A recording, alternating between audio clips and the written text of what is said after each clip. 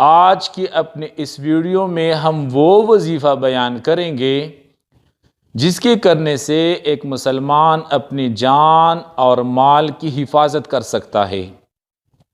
تو آئے محترم ناظرین کرام وہ حدیث بیان کریں جس میں وہ وظیفہ بیان کیا گیا ہے۔ بخاری شریف کی یہ حدیث مبارک ہے۔ حضرت ابو ہریرہ رضی اللہ عنہ فرماتے ہیں کہ ایک دفعہ آقا کریم رؤوف رحیم صلی اللہ علیہ وسلم نے مجھے رمضان کے مہینے میں صدقہ فطر پر پہرا دینے کے لیے کہا۔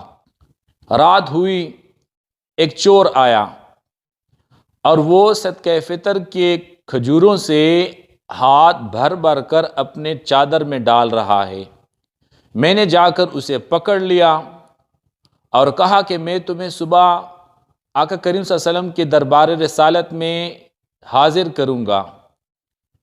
تو اس پر اس چور نے کہا، میں بہت غریب ہوں، میں بہت محتاج ہوں، میرے چھوٹے بچے ہیں، میری بیوی ہے، آج میں آیا ہوں، دوبارہ نہیں آؤں گا۔ حضرت ابو ہریرہ رضی اللہ عنہ نے اسے چھوڑ دیا۔ صبح ہوئی، دربار رسالت میں حاضر ہوا۔ آقا کریم رؤوف رحیم شفیع المذنبین صلی اللہ علیہ وسلم میرے بات کرنے سے پہلی مجھے فرماتے ہیں، یا ابا ہریرہ ما فعل اسیرک البارحۃ، اے ابو ہریرہ رات والے چور کے ساتھ کیا معاملہ کیا؟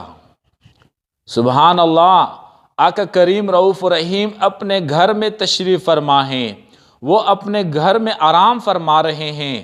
حضرت ابو ہریرہ صدقہ فطر کے مال پر پہرا دے رہے ہیں، جاگ رہے ہیں، مگر قربان جاؤں آقا کریم رؤوف رحیم کی نگاہ نبوت سے وہ تو سو رہے ہیں، مگر وہ اپنے نگاہ نبوت سے وہاں پر پہرا دے رہے ہیں۔ یہاں پر میں ایک بہت ہی عظیم شخصیت، اس کے کچھ نعتیہ اشعار آپ کے حضور پڑھنا چاہتا ہوں۔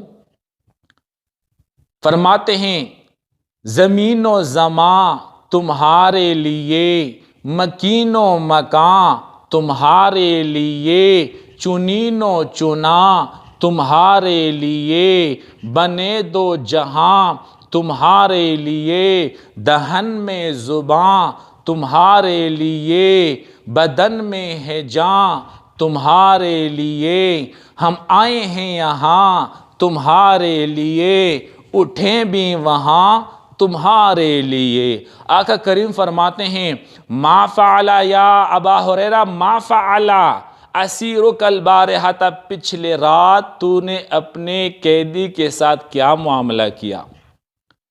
حضرت ابو ہریرہ فرماتے ہیں، چور آیا تھا، میں نے اسے پکڑ لیا تھا، مگر اس نے بہت ہی منتیں سماجتیں کی، میں نے اسے چھوڑ دیا۔ آقا کریم فرماتے ہیں، اے ابو ہریرہ وہ جھوٹا تھا، وہ پھر آئے گا۔ جب رات ہوئی، حضرت ابو ہریرہ فرماتے ہیں کہ میرا یہ یقین تھا آقا نے جو بات کی ہے وہ ضرور ثابت ہوگی، وہ ضرور آئے گا۔ حضرت ابو ہریرہ چوکس بیٹھا ہوا ہے۔ اسی اثناء میں وہ چور پھر آیا، اور وہ چور پھر آیا اور صدقہ فطر کے مال سے چوری کر رہا تھا اور ہاتھ بھر بھر کر اپنے چادر میں ڈال رہا تھا۔ حضرت ابو ہریرہ رضی اللہ عنہ فرماتے کہ میں نے جا کر اسے پکڑ لیا اور کہا، اس دفعہ تو میں تمہیں جانے نہیں دوں گا، کل کو ضرور میں تمہیں آقا کریم رؤوف رحیم کے دربار رسالت میں حاضر کروں گا۔ تو اس پر اس چور نے وہی باتیں پھر دہرائیں جو پچھلی رات کہی تھی۔ حضرت ابو ہریرہ رضی اللہ عنہ نے اسے پھر چھوڑ دیا۔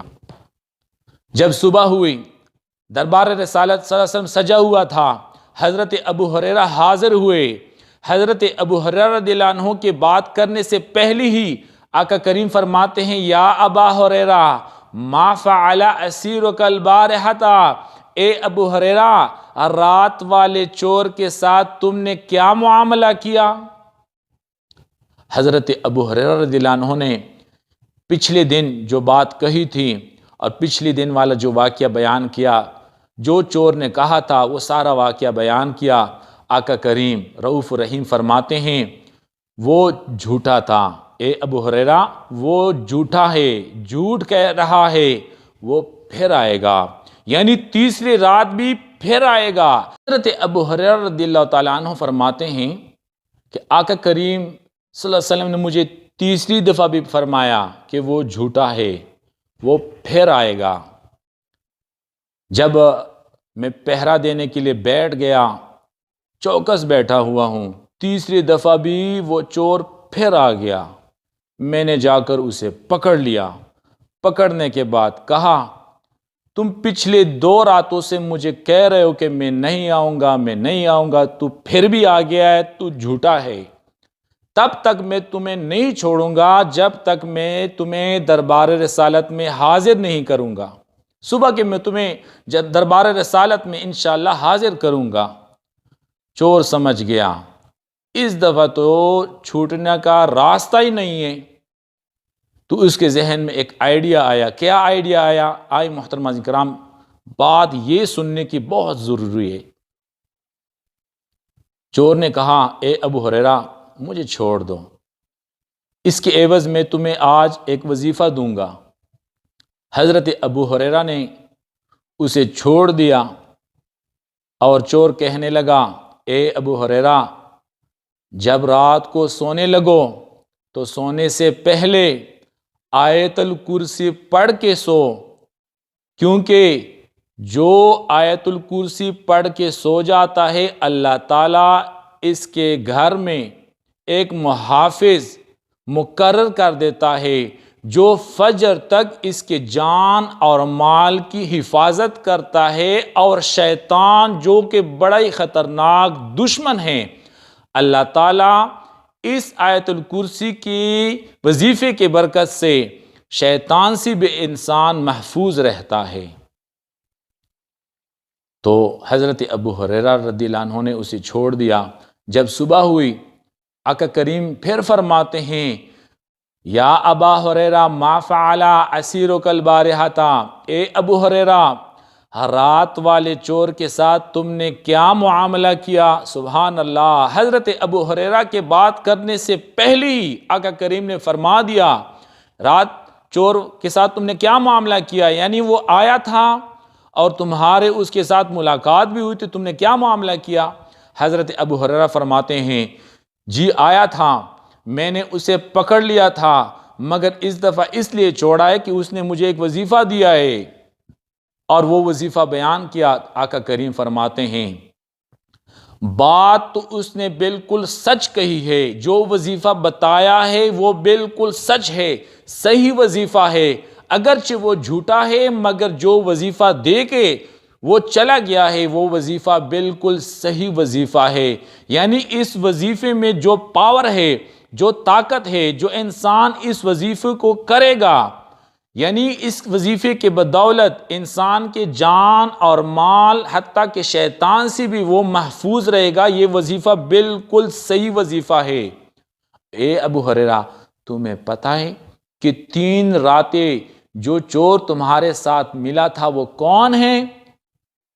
تو حضور نبی کریم صلی اللہ علیہ وسلم نے فرمایا، ذاک شیطان، یہ شیطان تھا۔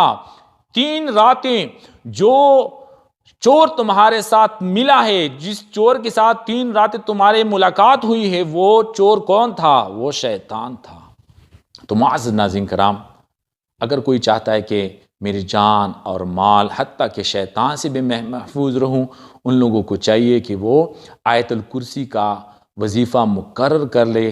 ہر نماز کے بعد 1 دفعہ آیت الکرسی پڑھنے چاہیے، ہر رات سونے سے پہلے آیت الکرسی پڑھنے چاہیے۔ آیت الکرسی